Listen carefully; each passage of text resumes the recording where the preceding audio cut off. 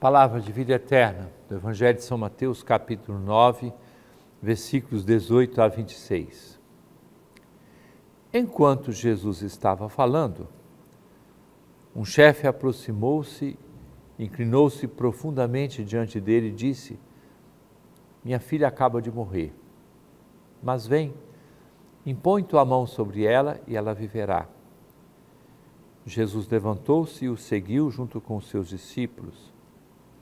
Nisto, uma mulher que sofria de hemorragia há 12 anos, veio por trás dele e tocou a barra do seu manto. Ela pensava consigo: se eu conseguir ao menos tocar no manto dele, ficarei curada. Jesus voltou-se e, ao vê-la, disse: coragem, filha, a tua fé te salvou.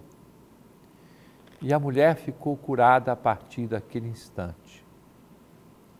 Chegando à casa do chefe, Jesus viu os tocadores de flauta e a multidão alvoroçada e disse: retirai-vos, porque a menina morreu, mas está dormindo. E começaram a caçoar dele. Quando a multidão foi afastada, Jesus entrou, tomou a menina pela mão e ela se levantou.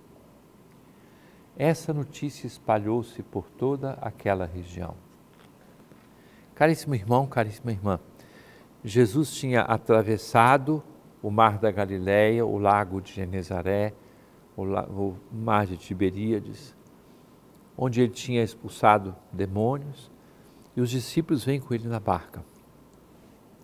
A impressão que me dá no texto que nós ouvimos agora é que eram milagres que ele fez quase para mostrar aos discípulos quem ele era.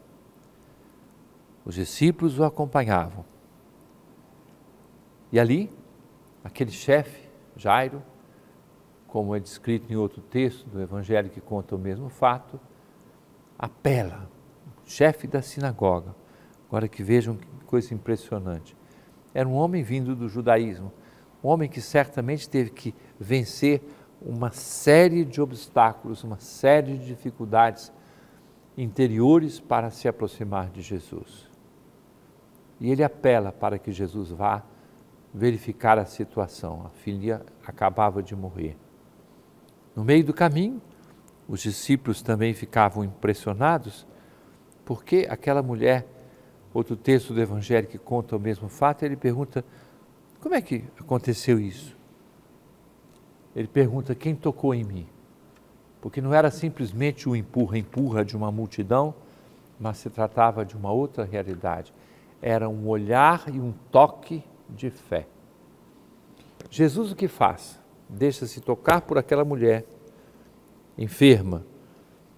Segundo a lei, ela estava impura e quem tocasse naquela mulher ficava impura. Segundo, Jesus vai à casa de Jairo e toma a menina pela mão, tocou num defunto. Ele está mostrando que o mundo mudou, está mostrando que alguma coisa nova está acontecendo.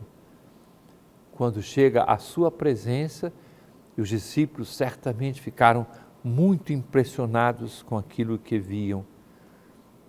E a notícia se espalhou por toda parte.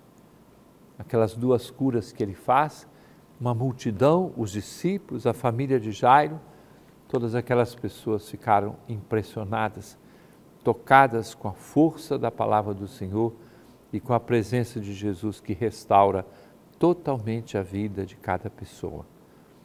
Deixemos-nos, querido irmão, querida irmã, no início dessa semana, deixemos-nos tocar pela presença salvadora do Senhor.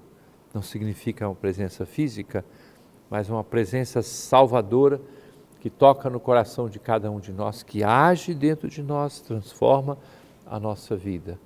Força da sua palavra, força dos seus sacramentos, força da presença do Senhor na história do mundo, na história da igreja e na nossa história pessoal. É palavra de vida eterna.